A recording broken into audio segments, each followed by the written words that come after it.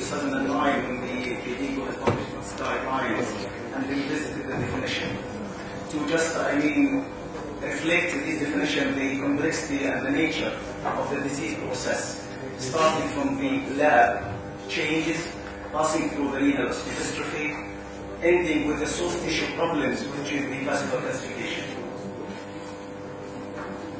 As you can see here, this is the lab abnormalities. Marked increase of the FGF, we come to this rate, ATH high, phosphate high, decreased vitamin D and calcium, and this is the bonus dystrophy and the vascular calcification, and I have to look into these, which is the intimal calcification and the medial calcification. This is the medial, which is characteristic of the CKD MBD. We have got a lot of clouds about this problem, to be honest, although we have got some bright clouds and dark clouds. The bright clouds that we know a lot now about the physiology and pathophysiology of the vascular calcification, which we didn't know before, and the relationship between the kidney and the vascular calcification. The dark clouds that we don't know exactly the intervention, we don't have any hard endpoints when we intervene about this medication. Does it affect the mortality at all or not? Unfortunately, the evidence is very, very limited.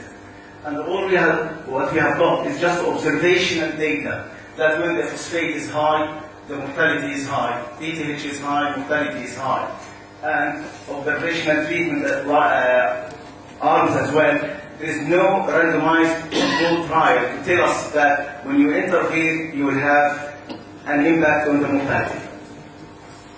And as you can see, the mortality in early CKD is increased by 5 to 10% yearly for each CKD patient. And when the patient reaches dialysis stage, the mortality rate increases up to 20% yearly. And this is mostly due to the cardiovascular, secondary to the vascular calcification most probably, although it is not clear as yet. These are the components of the renal dystrophy which we all know, and we'll come to it shortly. What is the extent of the CKD MBD? Unfortunately, this extent we don't know exactly why. It depends on the definition. If you are looking into, say for example, the high phosphate level, then we will include those only with the EGFR around maybe 30 or 30 mL when the phosphate level starts to rise. If we include the PTH high, we will include those patients with CKD stage maybe early 3 or 2, because the PTH start to rise just very, very early than the phosphate. Despite of that, there is an estimate of around maybe 10% of the US population, they are at risk to have the CKD MBD. What is the impact? As we know that this CKD MBD is reflected by high mortality and morbidity due to cardiovascular disease, due to fracture and hospitalization. The high risk of mortality may be around 50% in the dialysis patient and reaches 100% for those more than 65 years old. The mortality in dialysis population is 6 to 7 times higher than the general population, and as again, the cardiovascular mortality most probably due to the abnormal mineral metabolism, although a lot of other contributing factors exist. The starting or the trigger of the problem is the reduction of the EGFR, and the CKD MBD starts as early as CKD stage 2, when the EGFR may be more than 60 mL per minute, between 60 and 89.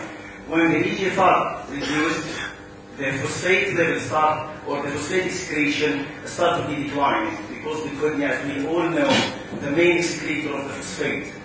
With the retention of the phosphate, a cascade of events will happen.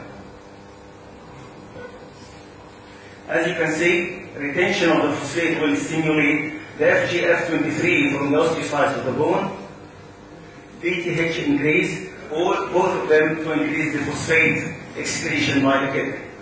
And this adaptive mechanism of the increase of the PTH will make a deleterious problems later on.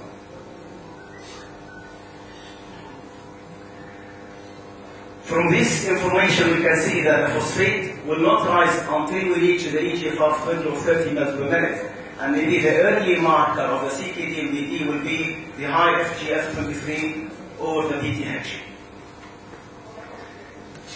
As Professor Rokashar just mentioned in his comprehensive talk about the effect of the phosphate on mortality and cardiovascular complication. Shall we have a little note about the PTH and mortality? In experimental level, we don't have any conclusive evidence. At the epidemiological level, it's very confusing, unfortunately. Some data suggest that the PTH high linked to mortality. Some data suggest that there is no association between high PTH and mortality. And in support of that, the primary hyperparathyroidism, they have a very high PTH level and didn't affect the mortality. And we have got the evolved outcome recently trial, and it was negative when we reduced the PTH level. So it most probably something completely different from the PTH itself. Or we know how we intervene with the PTH by either the active vitamin D or the calcium mimetics. FGF23, which is the produced when there is a phosphate retention and reduction of the EGFR to increase the phosphate excretion. And as we all know that the FGF23 now, we realize that it plays a very, very important role in mortality independent to its receptor. Because the receptor is only presented in the parathyroid hormone and the kidney. And we found that the FGF23 has got a hypertrophic effect on the myocardium, which doesn't have the receptor. So they thought that the FGF23 has its own hypertrophic effect on the myocardium. And I believe we spent maybe a decade about the PTH, how to define and how to define, how to say it. I think the hot area and hot topic will be the FGF23 for the next 10 years, until we get the importance of the FGF23 and the CKD, MBD, and mortality. Calcium homeostasis and its role in the CKD, MBD. A very little note about the calcium. The calcium is slightly regulated in a very narrow margin, and that's why when we are speaking about the calcium-based phosphate binders, we have to be very careful, because the calcium phosphate binders, when you give them, they will not change the serum calcium level more than 0.1 millimole when you are giving the 200 or 400 milligrams of the elemental calcium in the calcium carbonate or acetate. So there most probably something else going on, which is the calcium balance. And then which we will see now, you will find that there is a positive calcium balance, which is not reflected in the serum calcium, but might be deposited in the soft tissues. When we give the calcium calcium-based phosphate binders, there is a net result of positive calcium balance of around 400 milligrams daily. And there was no change in the serum calcium level, which means that there is a lot of calcium going into the tissues. Most probably the bones, and if there is any dynamic bone, most probably it will go to the soft tissues like the vascular calcification. Although the serum calcium remains normal.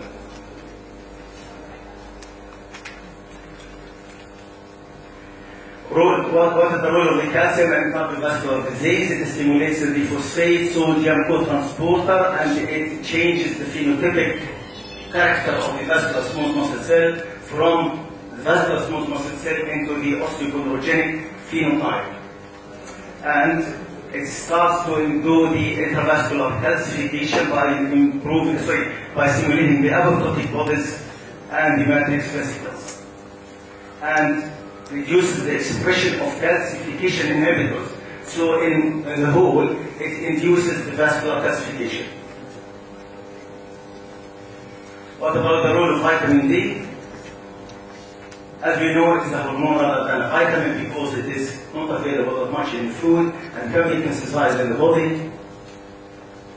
Beyond its implication on the bone and the calcium homeostasis, it has extra osseous effects, particularly the cardiovascular and the hormonal and as well as the immunoregulatory functions. We know that the cutoff level of the vitamin D or 25 hydroxy vitamin D is 20 to 30 nanograms per ml. But unfortunately, this level just only reflect the importance of the vitamin D in the relation to potassium homeostasis. But we don't know the cutoff level or low level for the other extra-osseous effects of the vitamin D. And all we know is that the vitamin D has an effect on around 200 gene stimulatory effect. So definitely we don't know the exact low level of vitamin D. This is the metabolism of vitamin D. Vitamin D and cardiovascular physiology has got plenty of the, obviously, the receptors present in the nuclei of the myocardial cells and vascular smooth cells, suppress the renin aldosterone system, induce insulin secretion sensitivity, regulates arterial blood pressure, that inhibits vascular calcification. Despite of all of these, we don't have a very clear evidence to suggest vitamin D has any impact on mortality in patients with end-stage renal disease. What we do with the vitamin D, we give the, as I'm saying, we don't know. There is an ongoing trial now for the vitamin D intervention in the general population. We'll end up in 2016. We have chosen around 20,000 general individuals, and they give them vitamin D versus placebo to see the effect on cardiovascular morbidity and mortality. Hopefully we will have the results within 2 years' time. In CKD, we have built one study of paratocitol, which is the active vitamin D, synthetic vitamin D, created to show any effect on the myocardial structural function. We said that about the so the whole scenario is, it is a holistic approach to the patient, rather than giving the phosphate virus. You have to approach the patient by the dietitian, by the social worker, by the physician to do the, to do the lowering, not only the phosphate or lab markers, to just change or improve the status, the general status of the patient, and other risk factors. Post-renal transplant, okay, the time. 5 minutes. More complex than the CKD MBD. Pre-existing renal dystrophy may not resolve completely but continue evolving to different dystrophy. Obviously, what are the newcomers in this state, which is the treatment, steroid therapy, hypophosphatemia because of CNI, or low vitamin D level, not well-functioning graft, and aging and bone weight. All these interact to do the osteodystrophy in the transplant. The maximum bone loss after transplant happens within the first 6 to 12 months. That's why usually we taper the steroid dose very quickly, or even to use free steroid regimens, if we can. What is the effect of the steroids? They decrease bone formation and decrease bone resorption, as we all know. It inhibits osteoblast proliferation and decrease apoptosis, stimulates osteoclast and decrease secretion of androgens and estrogens, which have a beneficial effect on the bone mass. Cyclosporin in experimental animals, we know that has got increased the blood bone turnover, but in animals there is no proof that it induces any problem. That really must be said that there is no effect, but we don't exactly know the results. These are the phases of the bone changes after the transplant. There is the pre-transplant osteodystrophy when the patient receives transplant, then post-transplant bone loss, which happens within the first 6 to 12 months, then late stabilization when the graft is functioning, when the graft starts to decline in function, to go back again to another form of renal osteodystrophy. The histology of the bone in these cases called mixed bone disease. Very uncommon to see de novo high turnover in patients with the transplant. May not resolve, all the renal osteodystrophy may not resolve at all, may evolve into a different type of renal osteodystrophy, or vascular calcification of vessels. There are some peculiar changes that happen in the transplant. Osteocyte fibrosis cystic that happens obviously in the CKD MBD, around 30 to 50%, high turnover bone disease, the PTH usually high, the calcium high, and arterial phosphatase high. but it's not mandatory to be high. Obviously, treatment to suppress the high mutation either will be active vitamin D or calcium mimetics. The adenine bone disease, when the level turnover is very low, and it carries a high mortality because the bone, the main reservoir of the calcium and phosphate, is not working anymore. So any increase or surge in the level of calcium or phosphate will be deposited in the soft tissue to make the vascular calcification. Who is at risk of the adenine bone disease? The oversuppressed PTH, elderly, diabetics, those who were on peritoneal dialysis, or calcium-containing phosphate binders. Osteomalacia, we know the osteomalacia, osteopenia and osteoporosis, which is more common. Those who are at risk, females, elderly, Caucasian, malnutrition and immobility, anti-dialysis related amyloidosis, which is not recovered after transplant because of beta-hemoglobin. Post-transplant bone pain syndrome, this is peculiar after transplant, happens around 15% of the transplants in the lower extremities, which usually deep and diffuse, and likely related to CMI because of micro vasoconstriction in the subcapsular blood vessels. That's why they say that the calcium channel blocker makes some sort of vasodilatation and helps this pain. Osteonecrosis, it happens within the first 6 to 24 months. Usually, the patient comes with joint pain, worsens with weight bearing. Who is at risk? High cumulative steroid dose, the diabetics, SLE, and the diagnosis usually by MRI. Bone fracture, the common sites usually the legs or vertebral bodies, hips and ribs. Greater risk in the first 6 months but continues with the same rate. Cumulative risk is around 15%. Again, those who are at risk, the conventional risk factors, elderly, females, diabetic, combined kidney and pancreas transplant. Management, as we know, steroid minimization of free steroid, vitamin D supplement, calcium mimetics for high PTH and hypercalcemia, parathyroidectomy happens in 5% of cases, hormone replacement for hypogonadism for those at risk.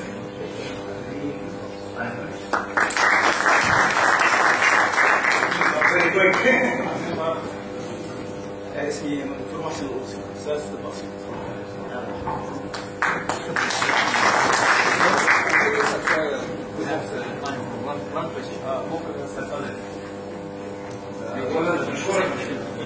أشكرك يا دكتور محسن، وأنت قاعد على طول في الذاكرة بس مش عارفينك هنا، فعايزك تيجي شوية. وبعدين عجبتني السلايد اللي أنت جبت فيها كلاس وقلت أنت جايب كلاس بالإنجليزي معاك. I have two comments. حضرتك highlight the FGF23 and there is a great importance of considering it as one of the nephrotoxins and requires to be removed from the very beginning, and the module of dialysis to remove it is of importance. فكان في كلام على ان هو using hypertension the dialysis and so on، انما كان في highlighting على ان prolonged dialysis sessions might remove the toxin than the short sessions, and even more important than frequent dialysis، يعني مش بس daily dialysis، daily extended dialysis. والكلام ده فكرني بالدايليسيس بروسيدرز اللي احنا كنا بنعملها في الاول، يمكن الدكاتره الفيز ديت كنا بنشتغل 6 ساعات مرتين في الاسبوع، وبعدين قلنا الى 4 ساعات 3 مرات.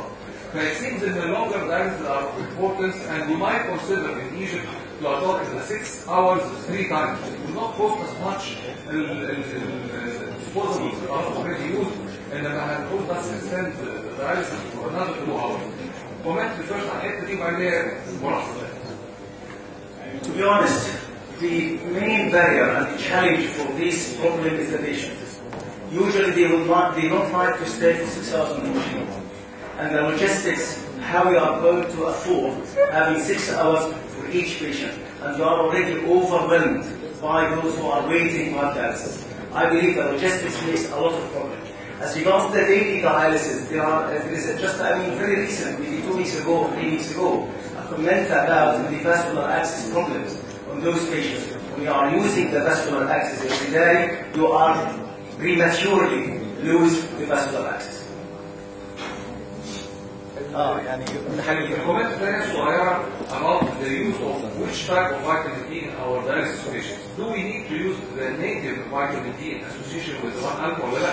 ولو حضرتك تذكر الشغل بتاع عبد الكوري في 30 40 سنه اللي باين ان ال 1 الفا نفسها بيعمل بوند ريزوربشن مش بوند ديبوزيشن، وان الافشنسي اوف فيتامين دي از more important than the 1 alpha. وطبعا انا عارف ان انتم في اسيوط مهتمين بالمانجمنت اوف dialysis and transplant patients by the vitamin D, particularly the native form. The recommendation is usually those patients who are on dialysis, they are vitamin D depleted, and they should be, or high, I mean, they have deficiency. They should be, even you don't need to check the levels.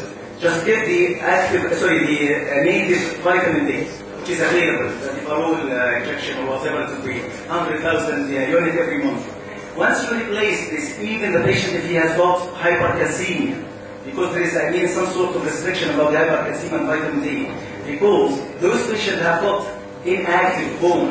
Once you give the vitamin D, because of vitamin D deficiency, once you give the vitamin D, the bone will be more active to absorb any circulating calcium to be deposited in the bones. So don't worry about giving the active vitamin D. As regards the active vitamin D, which is the alpha-calcidol, it's not only that, there is a problem now that they are saying that the active vitamin D stimulates FGF23, and it raises the level of FGF23, which seems to be very deleterious to the patients with end-stage renal disease, and they are now rethinking. البوينت دي needs to be highlighted بس لان الناس كتير مش واعيه بالحته دي. Very cheap ونوت كوستلي وهيقلل البي تي اتش توكس زي ما حضرتك قلت. شكرا جزيلا.